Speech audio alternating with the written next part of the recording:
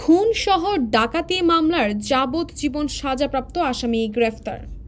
1 জুলাই রাত 1:55 সময় র্যাব 12 সদর কোম্পানির একটি আভিযানিক দল র্যাব 14 ও র্যাব হেডকোয়ার্টারের গোয়েন্দা তথ্যের উপর ভিত্তি করে শেরপুর জেলার সদর থানাধীন লক্ষ্মীডাঙ্গি এলাকায় অভিযান পরিচালনা করেন। বগুড়া জেলার শাহজাহানপুর থানার মামলা নং 2613 জিআর নং 163/13 ধারা 396 পেনাল কোডের খুনসহ ডাকাতি মামলার যাবজ্জীবন সাজাপ্রাপ্ত ওয়ারেন্টভুক্ত আসামি মোহাম্মদ শফিকুল ইসলাম গ্রেফতার হয়।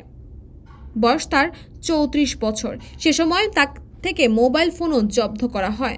গ্রেফতারকৃত আসামি মোহাম্মদ শফিকুল ইসলাম সিরাজগঞ্জ সদর থানার সরাইচন্ডী গ্রামের ইউসুফ আলীর ছেলে। গ্রেফতারকৃত আসামিকে পরবর্তী আইনগত ব্যবস্থা গ্রহণের জন্য সিরাজগঞ্জ জেলা সদর থানার অফিসার ইনচার্জের নিকট সোপর্দ করা হয়।